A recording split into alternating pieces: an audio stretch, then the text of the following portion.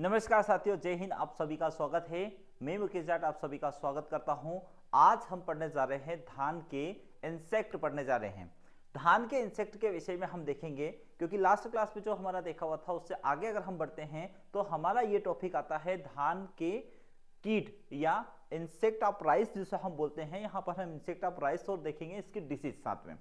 ये मेजर है, इस पे क्या क्या क्वेश्चन पूछते हैं उस पर हम चर्चा करते हैं। देखते हैं धान का पीला तना छेदक। अब हम बात कर रहे हैं यहाँ पर जो धान का पीला तना छेदक, यह एक इंपॉर्टेंट इंसेक्ट है यहाँ पर, और इसे बोलते हैं येलो स्टेम बोरर। इंपॉर्टेंट इसमें यह है कि यहां पर एग्जाम में पूछा क्या जाता है, तो एग्जाम में केवल इसका पूछा जाता है येलो स्टेम बोरर कैसा इंसेक्ट है। तो हमें यहां बताना है यहां मोनोफोगस इंसेक्ट है। कैसा है? यहां मोनोफोगस इंसेक्ट है। और मोनोफोगस इंसेक्ट क्यों है, इसका एक कारण है कि केवल और केवल ये धान के अलावा किसी और फसल को नुकसान नहीं पहुंचाता, इसलिए हम इसको बोलते हैं एकल भक्षी कीट। क्या बोलते हैं? एकल भक्षी कीट हम इसको यहां पर बोलते हैं। आपको याद रखना सिर्पोफोगा इंसर्टुलस, सिर्पोफोगा इंसर्टुलस इसका नाम है। ये भी सेकंड प्रायिकता में पूछा जाता है, लेकिन फर्स्ट प्रायिकता में पूछा जाता है मोनोफोगस कीट क्या है, यानी कि धान का ऐसा कौन सा कीट है जो मोनोफोगस है। तो या तो उसमें यहां पर ऑप्शन में ये दे रखेंगे या फिर वह इसको दे रखेंगे उसका साधारण नाम या उसका साइंटिफिक नेम दे रखेंगे। ठीक है, अब हम बात करते हैं कि यह मोनोफोकस कीट है।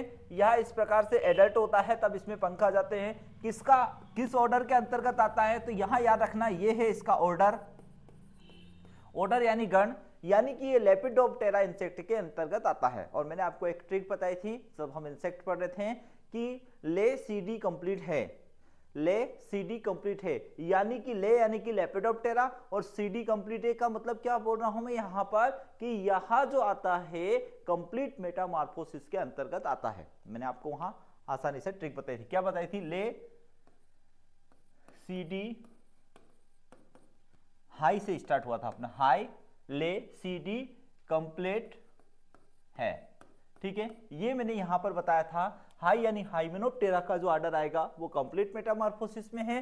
लेपिडोप्टेरा जो आएगा ये भी कंप्लीट मेटामॉर्फोसिस में है। यहां पर कोलियोप्टेरा भी कंप्लीट मेटामॉर्फोसिस में है और डिप्टेरा भी यहां पे कंप्लीट मेटामॉर्फोसिस की श्रेणी में आता है।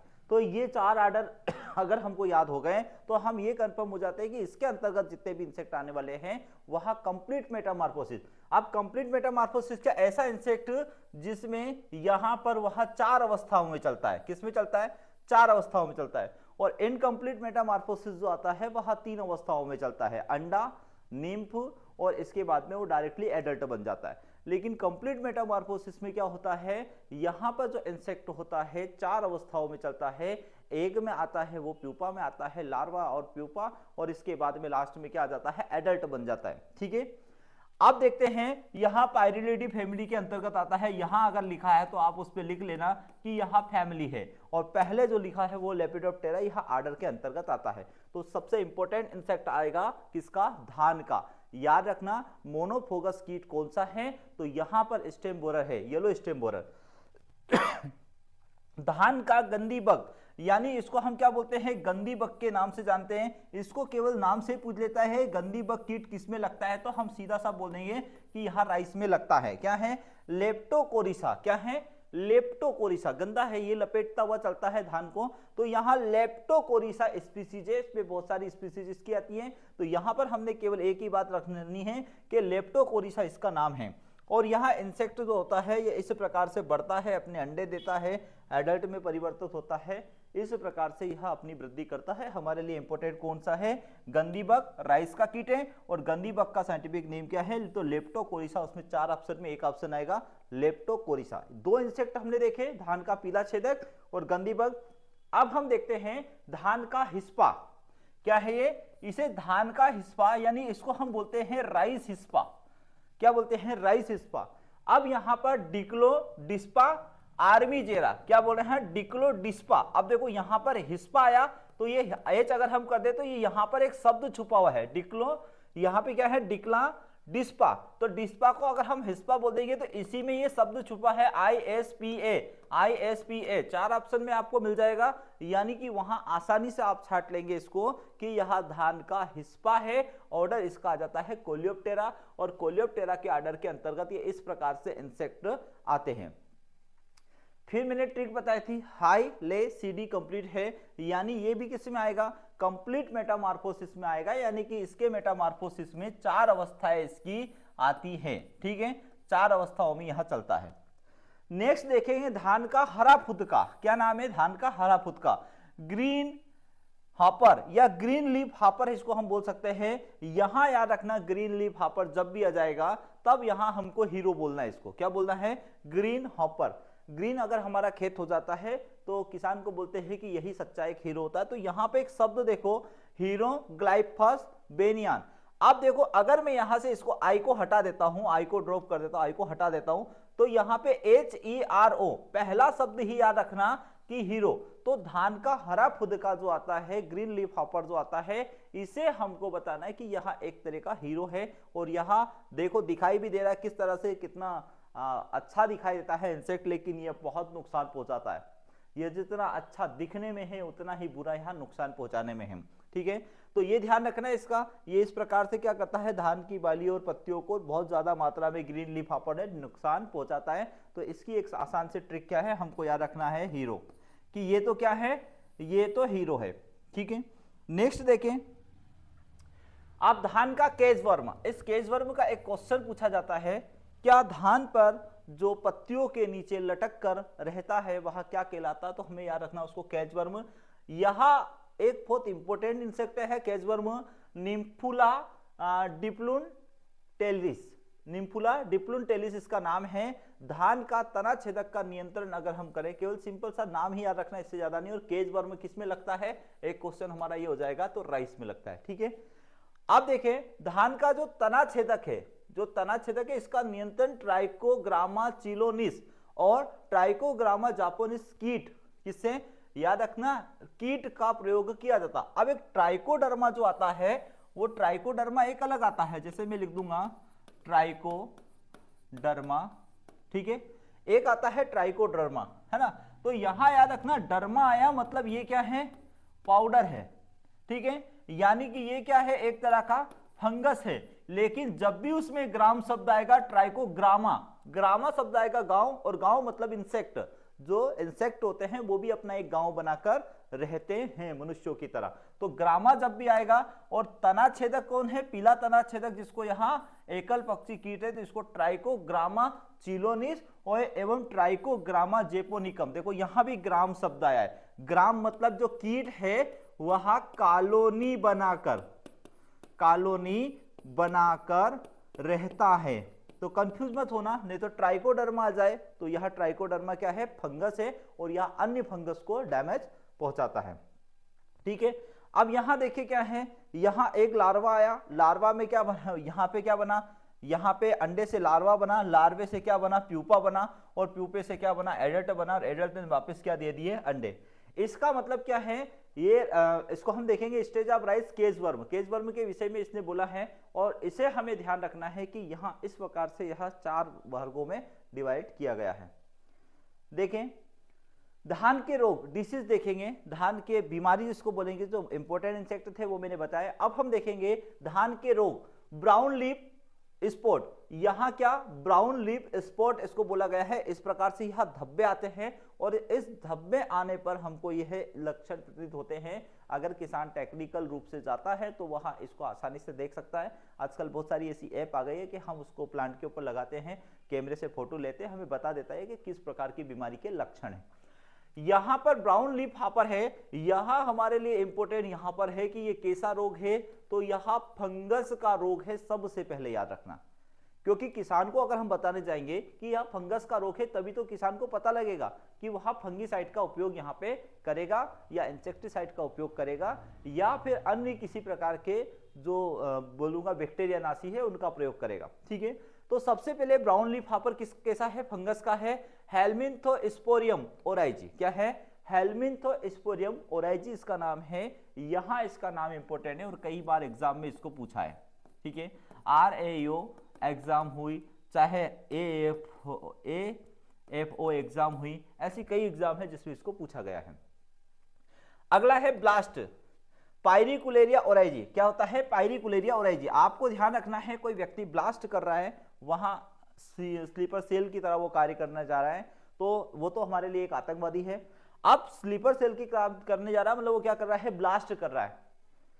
तो यहाँ पे पायरी, पायरी यानी कि पैर पड़ना, पायरी मतलब क्या होता है, पैर पड़ना। पहले उसके पैर पड़ लो, भाई तेरे हाथ जोड़ लो, यहाँ बहुत सारी पब्लिक है, मर जाएगी, और हमारे अंदर मानवता है, हमारे अंदर दया है, तो हम ऐसा ना करें। तो इसे हमें केवल ट्रिक से बनाना है, और वहां पर याद रखना है पायरिकुलेरिया ओराइजी, यानी ये भी किससे होता है, ब्लास्ट भी किससे होता है, फंगस। और याद रखना जो ब्लास्ट है इसको एक नाम दिया गया है, इसे हम बोलते हैं अमीरों का रोग, अमीरों का रोग बोलते हैं। क्या बोलते हैं? धान की फसल में पूछ लेता है अमीरों का रोग किसे जाना जाता है, तो ब्लास्ट डिसीज को अमीरों का रोग बताएंगे। और ये जितने भी हमारे देश में बाहरी जो गतिविधियां चलती है, पाकिस्तान या बोलो अन्य जहां से भी गतिविधियां चलाई जाती है जो, तो वो अमीरों, वहां के अमीरों के द्वारा ही चली जाएगी, कोई गरीब तो चलाएगा नहीं। गरीब के पास इतना पैसा होगा क्या? गरीब को तो हम बोलेंगे तो उसको बरगलाएंगे, या उसको बोलेंगे तेरे को ये होगा वो होगा, तेरे को पैसा मिलेगा तो ये काम कर। बाकी काम कौन कर रहा था? अमीर। तो इसे याद रख लेना, ट्रिक बाय याद करना, क्योंकि हमारा उद्देश्य क्या है, एक बार ट्रिक याद करना। ब्लास्ट आया, ब्लास्ट मतलब अमीर, अमीरों का रोग हम इसको यहां पर कहते हैं। बैक्टीरियल लीफ ब्लाइट की अगर हम बात करें तो जेंथोमोनास ओराइजी, क्या है? जेंथोमोनास ओराइजी इसका नाम है, और जेंथोमोनास ओराइजी को ग्राम नेगेटिव बैक्टीरिया है, ये याद रखना। क्या है? Gram negative bacteria. हम इसमें अगर देखें तो ग्राम नेगेटिव बैक्टीरिया इसका है, क्या है? Bacterial leaf blight. अब लीफ ब्लाइट के आगे क्या आया है? बैक्टीरियल लीफ ब्लाइट, तो इसलिए हमको बोलना है Xanthomonas oryzae, gram negative bacteria. Next है टुंगरू वायरस। टुंगरू वायरस में हम क्या बोलेंगे? यह एक तरह का वायरस है, और इस वायरस में जो है, इस वायरस में क्या होता है, देखो, राइस टुंगरो बेसिलिफोर्मी वायरस, यानी RTBV। क्या बोलेंगे? RTBV इसको बोलेंगे। क्या बोले हैं इसको नाम? राइस टुंगरो बेसिलिफार्म वायरस, इसको हमने यहां पर नाम दिया है।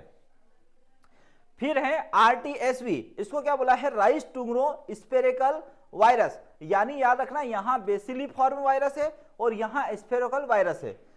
ये टुंगरू डिसीज जो होती है, यह धान की इंपोर्टेंट वेराइटी है, इसलिए इसको याद रखना टुंगरू। क्या है? टुंगरू। इस रोग को टुंगरू रोग कहते हैं। क्या कहते हैं इसे? टुंगरू रोग बोलते हैं। और राइस टुंगरो बेसिलिफॉर्म आएगा और राइस टुंगरो स्फेरिकल वायरस आएगा, यानी ये किससे हो रहा है? वायरस वाला रोग है, इस बात का हमें ध्यान रखना है। व्हाइट बर्ड क्या है? व्हाइट बर्ड जो होती है यह फेरिक, यानी कि फेरिक डिफिशियंसी के कारण होती है। और व्हाइट बर्ड जो होती है इस प्रकार के उसके लक्षण आ जाते हैं, मतलब देखो ये ग्रीन है, लेकिन ये ग्रीन के बाद ये क्या है? व्हाइट हो जाती है बर्ड। तो हम बोलेंगे कि व्हाइट बर्ड डिसीज जो है यह किसके कारण होती है? तो फेरिक डिफिशियंसी के कारण होती है। फिर है रिक्लेमेशन। रिक्लेमेशन तो आपको याद रखना, जितनी भी धान्य फसलें हैं, यानी हम बोलेंगे अनाज वाली फसलें, अनाज वाली फसलें, यानी सीरियल क्रॉप जितनी भी हैं, उन सारी सीरियल क्रॉप में लगता है रिक्लेमेशन, यानी कॉपर की कमी के कारण होता है, उसमें कुछ विकृतियां उत्पन्न होती हैं। नेक्स्ट देखेंगे खेरा। यहाँ का सबसे इंपॉर्टेंट क्वेश्चन है खेरा। खेरा को क्या बोला है? खेरा डिसीज को जिंक की कमी के कारण होता है, इस प्रकार से दिखाई देता है। और इसका मैंने विस्तृत पढ़ाया है किसमें? हम जब इसका पैथोलॉजी पढ़ते हैं तो पैथोलॉजी में इसमें विस्तृत पढ़ने को मिलेगा। मैं फिर भी इसकी एक जानकारी दे देता हूं कि खेरा डिसीज जो है, इस खेरा डिसीज को सबसे पहले IR8 वैरायटी पर देखा गया था। किस पर देखा गया था? IR8। IR8 पर जो इसको देखा गया था, YL नेन ने, इनको किसने देखा था? YL नेन के द्वारा इसे देखा गया था। कहां देखा गया था? तो पंतनगर में देखा गया था सबसे पहले। इसका उपचार क्या करते हैं? जिंक सल्फेट का हम स्प्रे करते हैं, जिंक सल्फेट जमीन पे डालते हैं, तब जाकर हम खेरा डिसीज से मुक्ति पाते हैं। तो यह इंपॉर्टेंट है, खेरा रोग किससे होता है? पहली बात तो खेरा रोग किस में होता है, यही क्वेश्चन पूछ लेता तो हमारा पहला क्वेश्चन ही होगा राइट। किसकी कमी से होता है? तो जिंक की कमी से। टिप बर्न डिसीज की बात करता हूं, क्या टिप बर्न डिसीज? तो टिप बर्न डिसीज याद रखना, यहां नेमाटोड से होता है। किससे होता है? टिप बर्न डिसीज क्या होता है, नेमाटोड से होता है। नेमाटोड भी 3 प्रकार का होता है, एक लीफ में लगता है, एक स्टेम में लगता है और एक रूट में लगता है, मतलब 3 जगह लगेगा। एक सबसे पहले टॉप, यानी कि इसको हम बात करें अगर बात करें तो पत्तियों में लगता है, दूसरा स्टेम में लगता है और तीसरा किस में लगता है, रूट में लगता है। तो यहां पर याद रखना, इसको क्या दे रखा है, नेमाटोड दे रखा है। आपका पहला क्वेश्चन ही आएगा, टिप बर्न रोग किस में लगता है, राइस में लगता है, किससे लगता है, तो दूसरा क्वेश्चन नंबर आएगा नेमाटोड या सूत्रकृमि से लगता है। तीसरा क्वेश्चन फिर बनेगा एफेलेन कोइस, और इसको क्या है, बेसेसी, इसको बेसेई इसको नाम बोलते हैं। आप इसको याद रखना, टिप यहां पे क्या लिखा है, टिप, क्या लिखा है, टिप। तो हम तो टिप टॉप बनकर चले, टिप टॉप बनकर आप कहां चले, क्या बोलेंगे, मैंने ऐसे इसको याद किया है क्योंकि इसके नाम बड़े डिफिकल्ट नाम है। क्या है, डिफिकल्ट नाम है, एफेलेन कोइस बेसेई, क्या बोलेंगे, APA ऐसे नाम स्टार्ट आया इसका। तो आप टिप टॉप होकर कहां चले, आप टिप टॉप होकर कहां चले, केवल इतना सा याद रखना, तो ये आपको याद रह जाएगा। वैसे 1-2 बार प्रैक्टिस करोगे, लिखोगे तो ये आसानी से याद हो जाएगा। ठीक है, तो टिप बर्न किससे होता है, नेमाटोड, या उसको हम हिंदी में क्या बोलते हैं, सूत्रकृमि, सूत्रकृमि के कारण ये होता है।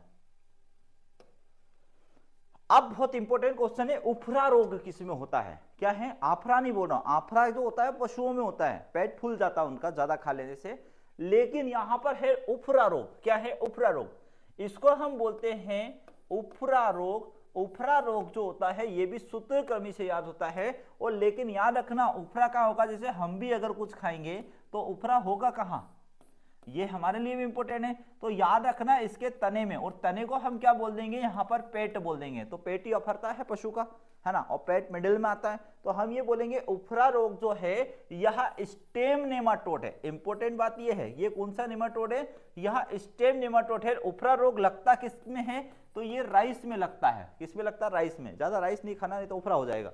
हम इसे ट्रिक बना लेंगे कि ज्यादा राइस मत खाना, नहीं तो उफरा हो जाएगा। उफरा मतलब हमारा पेट, और पेट हमारा क्या है, हम इसको बोल देंगे स्टेम बोल देंगे, मिडिल में है ना, मतलब जड़ तो आएगी नीचे, स्टेम आएगा मिडिल में, और पत्ती आएगी हमारे सिर के बाल बोल देंगे हम इसको। तो हम इसको यहाँ बोलेंगे कि इसका पेट जो है पशु की तरह उफर जाएगा, यानी उफरा, ज्यादा राइस मत खाना, उफरा हो जाएगा। ऐसे ट्रिक बना लेना तो आपको याद हो जाएगा। बटलर ने 1913 में इसको खोजा था, और देखो यहां उफरा का संबंध, उसका जो नाम है कितना अच्छा दे रखा है। डाइट लोगे तो डाइट सीमित लेना है, डाइट ज्यादा नहीं लेना है, नहीं तो उफरा हो जाएगा। ये है ना डाइटिलेंकस, नाम कितना अच्छा दे रखा, उसका नाम भी ट्रिक से दे रखा है, डाइट से दे रखा है। तो डाइट यानी कि डाइट को हम क्या बोलते हैं, खाना, मतलब डाइट क्या लेना है, एक लिमिटेड डाइट लेना है। अब डाइट बहुत ज्यादा ले ली तो उफरा रोग हो जाएगा, और डाइट में ज्यादा क्या खा लिया आपने, चावल खा लिया, यानी मैं बोलूंगा डाइटिलेंकस एंगस्टस इसका नाम है। तो ये ऑल ओवर जो है हमारा ट्रिक से याद हो गया है। येलो ड्वार्फ, यह येलो ड्वार्फ जो है रोग, यह एक सामान्य सा रोग आता है, किसमें आता है, राइस में। यहां फाइटोप्लाज्मा ओराइजी, यहां एक बैक्टीरिया से होता है, केवल इतना सा याद रख लेना इसका, फाइटोप्लाज्मा बैक्टीरिया से होता है। The disease is transplanting by the, ये क्या होता है, लीफ हॉपर बोला जाता है। लीफ हॉपर कौन था, वही हमारा हीरो है ना। लीफ हॉपर को हमने क्या है, उसके ट्रिक क्या है, पूरा याद नहीं करना, पूरा याद करोगे ना तो समय लगेगा। आप एक पूरा सब उसको याद करोगे, इतने में हम 10 क्वेश्चन दूसरे याद करने पे चले जाएंगे। तो हमें कंपटीशन एग्जाम निकालना है, अगर कोई BSc MSc एजी कर रहा है तो उसे थोड़ा सा 1-2 बार प्रैक्टिस करनी पड़ेगी, तब जाके उसका नाम वहां लिख पाएगा। ठीक है, the disease is transmitted by, किसके द्वारा ये फैलाई जाती है, तो लीफ हॉपर, और लीफ हॉपर क्या है, यहाँ पे हीरो है। अब देखो ये इस प्रकार के इसके लक्षण आते हैं, और यहाँ पे इसके लक्षण आ गए हैं। उफरा रोग विशेष रूप से याद रखना इंपॉर्टेंट है। अब अगला है मेंटेक रोग, क्या है, मेंटेक रोग, ये किससे होता है, नेमाटोड से होता है। पानसुक रोग, ये मेंटेक रोग में इस प्रकार के लक्षण आते हैं, मतलब जड़ों में होता है, या नॉर्मली दिखाई नहीं देता है, उसमें पौधे के अंदर पौधा सूखने लग जाता है। तब क्या होता है, जो वैज्ञानिक ये जो जांच करता होता है उस प्लांट को निकालेगा, उस प्लांट पे देखेगा कि इसमें कहीं नेमाटोड तो नहीं छुपा है, तब उसकी पकड़ होती है कि हाँ ये नेमाटोड है।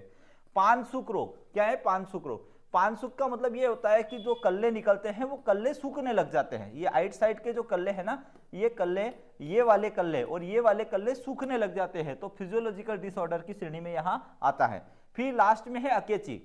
अकेची किसके कारण होता है धान में, तो हाइड्रोजन सल्फाइड टॉक्सिसिटी के कारण होता है, टॉक्सिन के कारण होता है, यानी हाइड्रोजन सल्फाइड H2O, इसके कारण यहां क्या होता है, टॉक्सिन बनता है और यहां अकेची रोग धान में होता है। ठीक है, यहीं तक हमको देखना था।